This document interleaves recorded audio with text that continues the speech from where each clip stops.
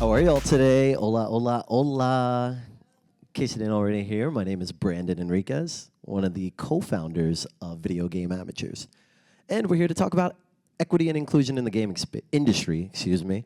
If you were just here for EE's and Gyro's talk, there's going to be some parallels. They're really coming from the game development perspective, and what I really loved about what they talked about is how as you get into the space, you kind of just weave your way into it.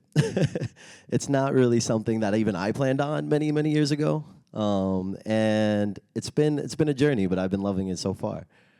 So just talk about a little bit about video game amateurs, right?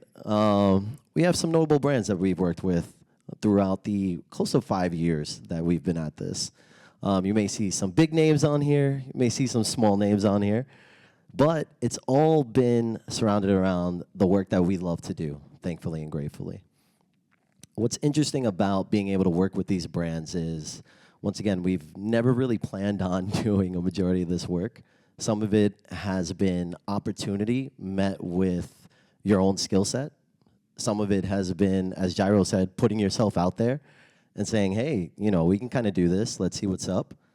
And other times, it's come through other individuals, referrals who have said, hey, we see the work that you're doing here. Why don't we try to collab and see how we can bring this together, right? So I think really for a big part, which even Gyro and E talked about as they were finishing their conversation, right? The community part of this is really where we've been able to succeed and how we try to push that forward with everyone, right? So a little bit more about me. You'll see me and my other co-founder over here, Luigi Gomez in the back, with Joel Santana, funny enough, and another team member, Youssef Abdallah, with our canned beer in partnership with Bronx Brewery, the first video game branded beer in New York City, and only video game brand to have a beer in New York City. Now, what does this have to do with gaming? Funny enough, I don't really know either. I have no idea how we got here, right? It was very organic. It was something that was relative to us and what we loved, right? Being uptown individuals, right? We were like, hey, we grew up with Dipset all day, right? So we needed that representation for us when we brought that into the space. But even me, getting to this point, right? I'm now I'm going to date myself, 17 years really in tech, if we include gaming in the tech industry, right? I first started from an intern level. This was back when I was 19. So I started as an intern coming from lifeguarding, working retail at Toys R Us, even a little bit on the side. We got to pay those bills, try to get out of my mom's house. And then from there, I was honestly afforded the opportunity to go to a program kind of like what Flatiron School is even doing here, right? A program that helps educate you, get your skill sets together so that you can enter an industry and be tech prepared. This was with a nonprofit called Empower. Big shouts to Empower. They afforded me a great opportunity. I think it was a 16-week program in tech training. I was already very well educated in the tech space, right? I was coding my own MySpace page at the time. I was building GeoCity websites just for Dragon Ball Z chat rooms, right? And within that scope, I kind of found myself into the tech space really because I didn't know what else to do, right? It was something that I wasn't necessarily passionate about. It was just something that I could do. And what I found over time is that I could do it very well.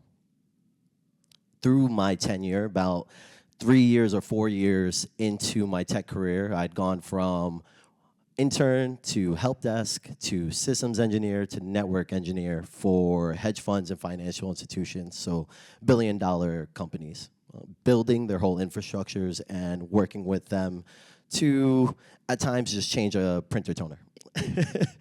But at other times, working with our full operations team on scoping out what we're going to be handling in terms of our disaster recovery. What is the planning in terms of connecting Florida and New York to work with London, and building that strategy for them. And in that, I found myself at a crossroad, one of my first crossroads, where I said, hey, if I can kind of do all this stuff, why am I doing it for a $7 billion company, right? I think, once again, just to touch base on what E and Gyro had spoken about, right? When you're working on the larger end of companies that make hundreds of millions or billions of dollars, right? For sure, it looks good on paper, 1,000%. But at times, you'll find yourself stifled within a certain role that you're not really interested in. And from there, that's when I said, hey, I'm doing a lot of great work, but I'm also just doing this to make other people more money that already have an abundance, right? More than abundance now, an egregious level of money, right?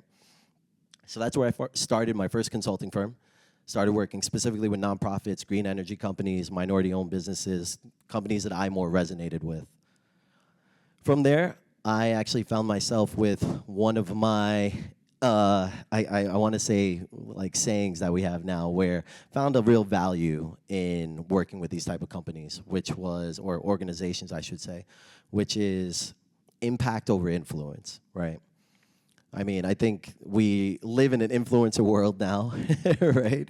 We see what that's like, and there's plenty of individuals who have millions of followers, and this is where I'm gonna go back to the beer, right? Like the first beer we ever did with Bronx Brewery, it was called Select Start. It was draft only, didn't have a can, and it was our first opportunity to kind of make something happen with our community. I'll never forget when the general manager at the time said to us, hey, we just had a big influencer couple with combined, I think, 4 million, 5 million followers, right, 2 weeks prior to our release. And they said, hey, well, they didn't sell out of beer, so you guys should be good. This was during a meeting that we had with him where we're saying, hey, how can we make sure everyone in our community at least gets to try the beer if they're going to come out with us today, right? They're going to spend time to try to support us today. I was really concerned about it. So much so, it was well deserved and well needed to have that concern, because we sold out in roughly about 6 hours. And we don't have millions of followers. I think at the time we probably only had like 1,500 followers, right? We maybe had 1,000 people in our Discord, but it was really about that community support, right? That love that we show our community, they showed back to us. So circling back now to my path to video game amateurs, I've done virtual reality, augmented reality. I was originally passionate about that, right, within my time span. And I had also started working back with nonprofits, specifically in the educational space. So once again, on that value of impact over influence, right, there was a charter school that was maybe 3 blocks away from me. Me and Luigi lived 3 blocks away from each other at the time. And we're talking 750 students, 100 staff members. I think 60% of them English as a second language. The demographics were, I think, 35% Black. I think 50% Spanish, or Hispanic, excuse me. And then roughly around 10%, right? 12% Asian, Caucasian. And you can't tell me, especially with all of us being in the tech space, that they're getting an adequate educational experience if you could barely get 30 computers online for them, right? So I took all that knowledge I had. I said, hey, instead of spending so much money on me consulting, this is what we could do. You can hire me, I'll hire a team, and we'll redo everything here. I rebuilt their infrastructure within 1 summer. We had 100% college acceptance rate for the next 4 years. And then I moved on to my next venture, which was another educational facility, Prep for Prep. They hold academic programs targeting minorities and build them into leaders, right? They all across the board. So this is where I really started to see, within now 10 years of working in that educational space, the value, one, of education, and then two, the value of supporting the people like us. So that takes me now to video game amateurs, right? So a couple of y'all may have seen this slide before, right? What does it mean to be an amateur? There's a couple of us here. We can engage in this a little bit. What does it mean? What does it mean to be an amateur to you, right? Got a hand over here. Say that again? To suck in peace. Okay. That's fair, right? You got no judgment on that side, right? I could just do my thing. Anyone else? Any thoughts? Don't worry, I won't put you on the spot. So it's interesting because a lot of people tend to see amateur as being, let's say even derogative to a certain degree, right? See it as less than. In the gaming world, we see it as a noob, right?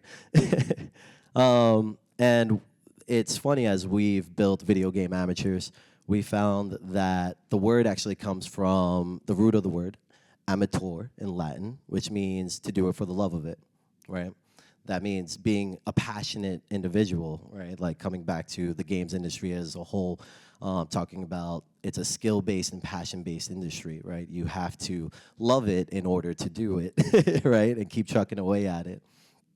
And so with that, as we said here, amateur, the actual meaning, is a person who engages in art, science, or sport for the love of it rather than the monetary gain or recognition. Doesn't necessarily mean the monetary gain is not there. Just that means that that's not our main focus. We're doing it because we love it. We do it because we enjoy it. That's how we build. That's how we grow, right? So as I've now worked my way into the game industry over 5 years, working with these major brands, right? I started to really question this thing of, instead of starting with how, let's start with why, right? A lot of us get into any industry, really, and we're like, how do I do this? What are the next steps? How am I going to get from point A to point B?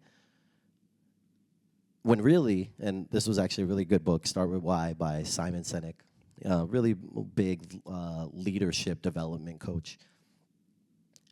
Starting with why is why after 17 years in tech, I quit my director position at Prep for Prep, right?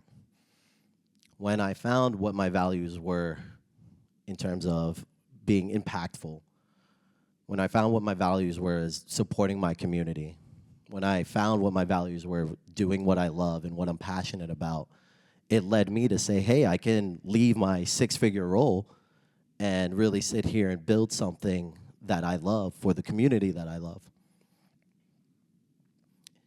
Now, the reason why starting with why is so impactful is because this helps you through whatever grind that you're going through, whether it's in game development, right? Whether it's in user experience, whether it's in just coding and data analytics, whether it's coming into a new industry. Starting with why is impactful because you have a foundation. Your foundation is no longer, how am I going to get this bread? Your foundation is, this is what I love. This is what I'm passionate about. This is what I want to do, right? This is how I see myself living and fighting to live for, right?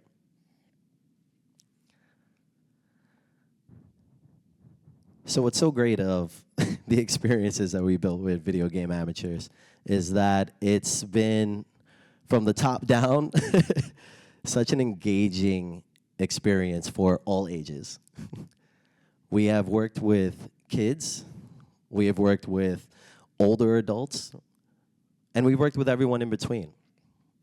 It has never been about what can we not do. It's always been about allowing gaming to be the tool that connects us all together. Gaming has brought us experiences where, as you see, we have even Kevin, who's actually right here, playing games and enjoying streaming experiences together. It has had sold-out events. Who would have thought gaming would have been in that kind of space? We also have VR experiences from Brooklyn Games. It has also brought us to produce a great event called Battle of the Boroughs, which is a huge Minecraft initiative in partnership with the Mayor's Office of Media Entertainment and the Department of Education. What's great about all these experiences is there is a commonality between them. Is like, hey, and I love her expression here, wow, I'm enjoying this. I love this, right? This is a part of, getting back to the root of everything, why we do what we do, and why starting with why is so important. There was someone that we had recently at a summit that we did called Pasaporte. It was a volunteer, a father and son, who's been with us for roughly 3 to 4 years now. He first started in our Discord. His son was playing different tournaments that we had for Smash Bros. that were fully funded by Meta at the time. So we were giving away essentially free money. Big shouts to Meta. And after winning for so often, this was during the pandemic, we now started doing in-person events, and he wanted to come out. And of course, he was still a little young. He was probably like 15 at the time, 16, so he has to come with his parents. So circle back now, maybe last year, had a great talk with his father, who said to us, myself and Luigi, "You guys have no idea what you have done for me and my family." And I was like, "We haven't done anything. We've just been we've just been building experiences around what we love, what we enjoy," right? I say every time that we are our first customer. There's no one else that you should be building for if you're working in a skill and passion-driven industry. You are your first customer. So if you start with there, at least you know you're going to enjoy it. And if you have some other people that can enjoy it with you, then it's going to be fantastic. So coming back, Father had said to me, "Wow, I was able and have been able for the past couple of years with you guys, been able to connect deeper with my son. I've been able to share an experience with my wife, and I've been able to now build with them together around the things we all enjoy. And now I've been inspired to build myself," right? He started recently his own comics and beer brand, actually, where he pairs comics with beer. Super interesting to me. But I love that because guess what? That's what he loves, right? That's what he enjoys, and that's what's resonating with his community as he continues to build it. So as we talk about that, right, like I think they're also the perfect example of this transition that you can see and that I've gone through, that we can all go through, and I think is most particular in the gaming industry, of consumer versus creator. There's a certain point where we decide, as we are getting into this budding industry, that, hey, like, I've been enjoying all these things for so long. I've been engaging with them for so long. Maybe I want to do something myself. Maybe I want to start that up. I remember very, very young, there's a program called RPG Maker. This was before it was on systems. It was on my little compact Presario. Actually, no, I had a Gateway at the time. And I spent a whole summer trying to make a treasure chest open, give you an item, and then stay open and not give you an item anymore. All right? Hardest thing I've ever done, because we didn't have Google at that. I didn't have any YouTubes. I didn't have anything. It's just me trying to figure it out. I'm like 14 years old at the time. But most gratifying experience I've ever had. And also, wow, I never want to do this again. Right? If that was one treasure chest, I'm going to spend the rest of my life building one game. Right? But I think there's something impactful here, because this is a mindset shift, right? Because at the end of the day, the games industry is filled with most of the consumers in the world, right? We, as Gyro said earlier, right, it surpassed movies, it's surpassed TV, it's surpassed it's surpassed everything, right, in terms of how much money it's generating from consumers. And yet, what I think is important is, when I get back to the community that I love and support, there's not a lot of us here, right? And not even that, there's not a lot of minorities generally within the tech space as a whole, right? So just to come back to the numbers, right, because this is really what it's about here a little bit. 62% of the labor force in tech are Caucasian. Asian Americans make up 20%, Latinx 8%, and Black Americans make up 7%. And that's in tech as a whole industry, right? 83% of executives are Caucasian, right? With 71% identifying as male and 29% identifying as female. African Americans make up 2% of executives, Hispanics 5%, Asian Americans make up 10%, right? When we talk about visibility, when we talk about equity, when we talk about inclusion, when we talk about this building and community, it's hard to do that when there's not representation there, when there's not leaders that are there to make the decisions for us, right? To say like, hey, I want to see more people like me here in these spaces, right? And sometimes we're not even offered to be in the spaces to talk about this. Big shouts to Bletchley Institute and Flatiron School today to even have me here to just talk about being in the space, taking up space, right? Gyro talked about that a lot. Sometimes you got to come and take up space and bully your way into here, right? And sometimes that's true, right? I've done a majority of that all my life in the tech industry, right? If it was up to whoever my boss was, I would have stayed a help desk person for 10 years, right? I'll never forget when I first got hired. I left my first job within 2 years. There was someone that was there for almost 8, 9 years. And I could never imagine that. I could not fathom being in that one position because I'm like, hey, I want more, right? I am an ambitious person. And I think to be in the games industry, to be in tech, you kind of have to, right? I'm sure it's okay to say, hey, this is comfy, this is good. The unfortunate fact is that unless you own it yourself, right, unless you are the creator, you can get laid off at any time. Games industry has seen that, even though it's made the most money ever. And when you don't have that forward-thinking process, when you don't have your own that you can build off of, which guaranteed starts slow, you are left to the behest of other individuals, right? So coming back to it, 2021, only 5% of video game developers identify as black, right? It's nuts. Meanwhile, and I think it's on the next slide, but 70% of game developers globally are men, while 24% are women, and 6% are non-binary.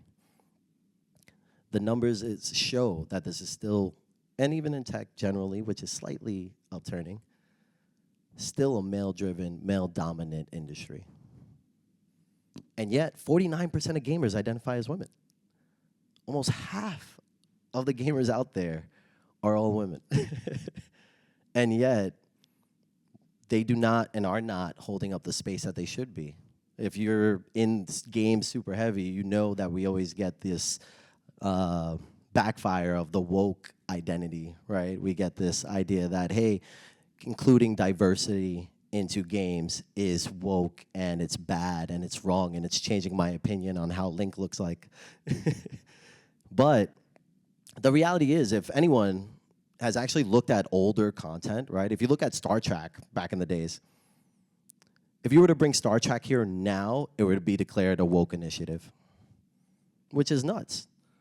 That's just what people thought space would look like. Space would be diverse. Why wouldn't it be? we're maybe seeing aliens. Aliens could be any different color. So coming back to it, 80% of Latinx adults in the US play video games. 80% of Latin individuals play video games, which is actually more than the 62% white adults, right? 72% of those Hispanics are 13 and older, identify as gamers. So coming back to why the school initiatives are so important to us, if we're able to tap into the individuals who are passionate about this industry as early as possible and get them these skill sets as early as possible, which really doesn't take much. It could be YouTube. could be just saying, hey, there's space for you here, right? Gaming is not just making games. Gaming is UI. Gaming is community. Gaming is art. Gaming is journalism. Gaming is broadcasting. Gaming is still playing too. But if we're able to say, hey, it's not just this one thing that you're perceiving it as, then we can start changing this from the bottom up. So according in 2021 Pew Research Center, Black and Hispanic women in STEM disciplines make the least money overall. So I think it's important to always put this note out here in terms of the money that's actually being given, because there's money there. The money is here, and yet it's still not being distributed evenly. We're still fighting for that equity. For what reason? And sometimes, and most of the time, it comes to individuals who are more skilled, who have more degrees, who have more certifications, who have more. And yet, guess what? A tech bro has another bro that wants a position as VP here. Bet. We did the beer pong and pizza tour, and then we're all good. Right? It's crazy. Coming back now to the women, 17% of Asian women, 16% of Latin women, and 13% of black women reported that others make assumptions about their ethnicity or culture. However, only 2% of white women reported having comparable encounters. One, I'm a big proponent of why does culture matter, right? One, well, guess what? It does matter. It does matter to us. We do identify as who we are, what we do, what we're passionate about. And so it feels like an attack when we're identified differently, right? It feels like you're telling me that you're trying to tell me what I am, right? Other than who I am, or allowing me to tell you who I am, excuse me. So coming into why community is so important. Community is important, and shouts to all our community leaders and builders out here, EE. Community is important because it shows us that there's space for us. It shows us that there is space that we are going to take up, and it shows us that there are people just like us who want to take up this space as well. So we have Blacks in Technology Foundation, Latinas in Tech, Dames for Games, Latinx in Gaming, Coexist Gaming, which is a game venue downtown that holds game jams. We have all these spaces, and trust me, there's more. If I were to list all of them, I would have just logos all over the place, but these are just a couple that I've come to know personally and are affiliated with to a certain degree. But there are communities out there, and I think a big part of game development, a big part of being in the game industry, right, that networking component, is also finding your community, finding the people who you resonate with, finding the people who are exactly like you, finding the people who have the passions like you. A lot of people talk about building upwards when really we should be building parallel. We should be building right next to each other. The person next to you could be your next partner, could be someone that has skill sets that you don't know that you can build with. Could be someone that has an idea that you resonate with. Could be me. Hey, I'm in the same room too, right? Hey, let's kick it and connect, right? But the power of community, once again, took us from originally just being content creators in the gaming space to working with the DOE and having our own esports program, building esports programs for nonprofits, doing client services for Nike, doing it for Made in NY, the Mayor's Office of Media Entertainment, working with such other prestigious organizations and companies. And I think all of you can do it, right? So when I come back to talking about what an amateur is, right, doing it for the love of it, being rooted in your why, being rooted in what you're trying to do with yourself and what you're passionate about, you can make any of those things happen whenever you decide to. So lastly, I'm going to leave you with resources, specifically in New York, if you are focused on game development.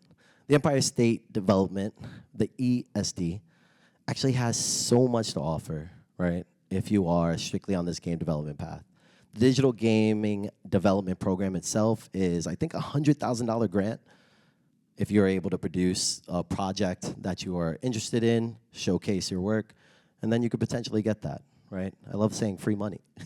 So they also have a list of accelerators and competitions that you can engage in. They have opportunities to showcase at the Game Developer Conference, GDC, if some of you work in the space, you may have heard of it. And they also have a Growth and Innovation Development Support Center. So essentially allow you to leverage the resources that are here within the city, right? One of New York City's initiative is to become a new digital gaming hub. And I think this is one of the primary resources that you can do that with. And of course, they also help with the minority-owned and women-owned business certification process, right? And on that note, I think that's my conversation. Thanks so much for taking some time and effort with me today just to talk about equity and inclusion in the gaming space.